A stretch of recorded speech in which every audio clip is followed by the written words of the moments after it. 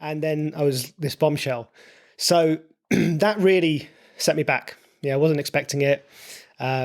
So yeah, again, I kind of went into a bit of a downer. I was, trying to figure things out, and then it just, it didn't materialize.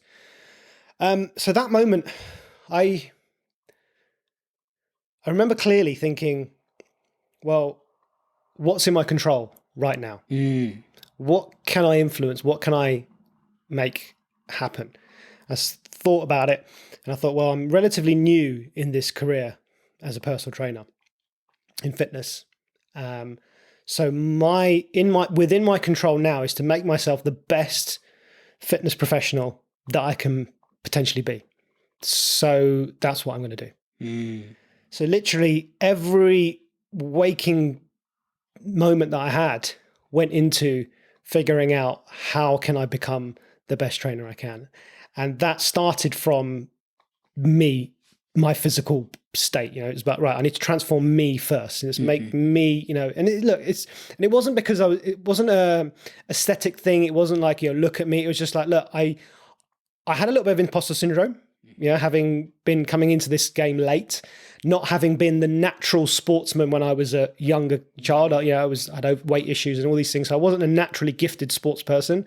So I thought, well, the only way I'm going to really differentiate myself is to have the knowledge, have the understanding, and you've got to look a certain way as well. And this is Dubai at the end of the day, right? It's all about looks.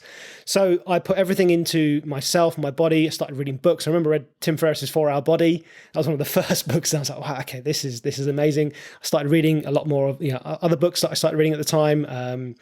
I've forgotten that. Neil Strauss, he had a few books. There's a number of authors. I remember I just started reading and getting into podcasts, because podcasts were kind of coming into their own there. Listening to podcasts, fitness podcasts, Ben Greenfield, all these people going on all these courses. Wow. And it just consumed me.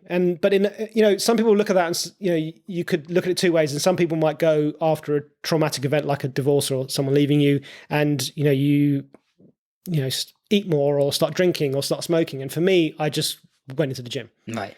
Got into the gym. And when I wasn't in the gym, I was studying what will I do when I'm in the gym, or I was studying what will I do what can I do for these clients? What can I do here? And that was a really transformative experience, because through doing that, and I know you talk about this a lot, I started surrounding myself with like-minded people, with people who were on the same vibe, on the same journey, had the same goals. And I was thinking, oh wow. And again, I had friends when I was in recruitment. In fact, I've got some really good friends that I still keep in touch with today from those days in recruitment. Yeah. However, I never felt like this is my tribe.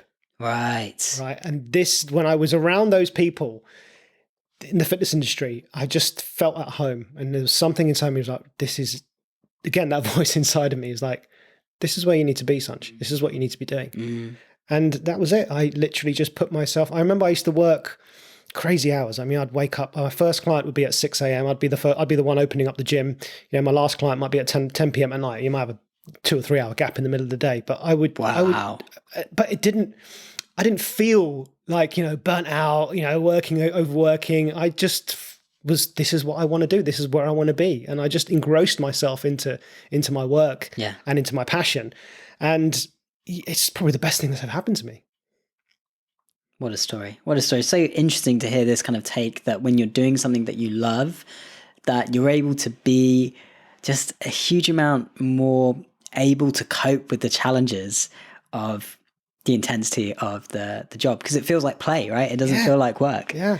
And, kind of like what we're doing right now. It feels like we're just playing. We're having two guys just having a deep conversation, and